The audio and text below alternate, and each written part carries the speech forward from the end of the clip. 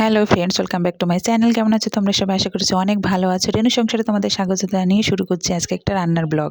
তো প্রথমে চলে আসলাম, আজকে লুডুস রান্না করব ঘরোয়া পদ্ধতিতে যেভাবে রান্না করি। তো দেখো, লুডুস সেদ্ধ করতে বসিয়ে দিয়েছি। এখন লুডুস সেদ্ধ হয়ে গেছে, সেটা ঢেলে নিয়েছি। হাত দিয়ে টিপে দেখতে হবে, একটু শক্ত থাকাকালীনে নামিয়ে ফেলতে হবে, বেশি হয়ে গেলে আবার আটা হয়ে যাবে। তো তারপর দেখো, কড়াইতে তেল দিয়ে দিলাম। তেল দেওয়ার পরে কিছুটা আলু দিয়ে দিলাম। আলুটা ভেজে নেব এবং আলুর সঙ্গে আর অনেক কিছু অ্যাড করব এখানে, তোমরা দেখতে থাকো। তো দেখো, আলুটা একটু নাড়িয়ে নিচ্ছি। তো অন্যদিন গ্যাসের চুলায় করি, আজকে কাঠের চুলায় তোমাদেরকে দেখাচ্ছি। তো দেখো, আলুর মধ্যে অনেক কিছু অ্যাড করে দিয়েছি, ফুলকপি দিয়েছি, পেঁয়াজ কলি দিয়েছি, তারপরে একে একে পেঁয়াজ এবং ঝাল কুচি দিয়ে দিয়েছি।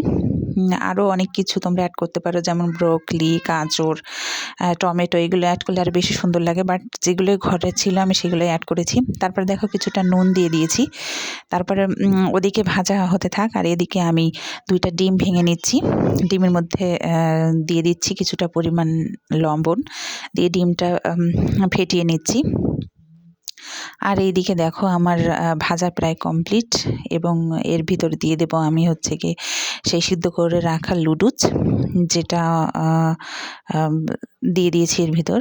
এবার খুব আলতোভাবে নাড়াতে হবে যেন লুডুসগুলো কোনোভাবেই ভেঙে না যায়। দেখো, আমার লুডুসগুলো কি সুন্দর হয়ে রয়েছে, একটুও ভাঙবে না। তো কড়াইয়ের সাইডে একটু লেগে যেতে পারে, এতে চিন্তার কিছু নেই, একটু জাল হলেই ঠিক হয়ে যাবে। তো দেখতে থাকো লুডুসটা কীভাবে রান্না করি। আসলে ঘরোয়াভাবে আমরা এইভাবেই রান্না করে সবাইকে দিই, খুবই সুস্বাদু হয়। এবং তোমরা এইভাবে যদি বাসায় রান্না করো, আশা করছি তোমাদেরও ভালো লাগবে। তো দেখো, তারপর আমি এর ভিতরে অ্যাড করলাম ডিমটা চারিদিকে ছড়িয়ে দিয়ে আলতোভাবে এভাবে নাড়াতে হবে, এবং যতক্ষণ পর্যন্ত সবটা মিশে না যাবে ততক্ষণ পর্যন্ত নাড়াতে হবে। দেখো, আমার লুডুস রান্না কমপ্লিট হয়ে গেল। তো যাই হোক, মাঝখানে আমি একটু স্কিপ করেছি, এখানে আমি লুডুসের মশলা অ্যাড করেছিলাম, যেটা তোমাদেরকে দেখাতে ভুলে গিয়েছি। তারপরে দেখো, আমি থালে সার্ভ করে নিচ্ছি। তো আমার দর্শকরা বাইরে বসে আছে, তারা খাবে বলে, তো তাদেরকে সার্ভ করে দিয়েছিলাম। তো তারা খেয়ে বলেছিল খুবই সুস্বাদু হয়েছে। তোমরা এভাবে বাসায় ট্রাই করতে পারো। কেমন লাগলো আমাকে অবশ্যই কমেন্ট করে জানাবে।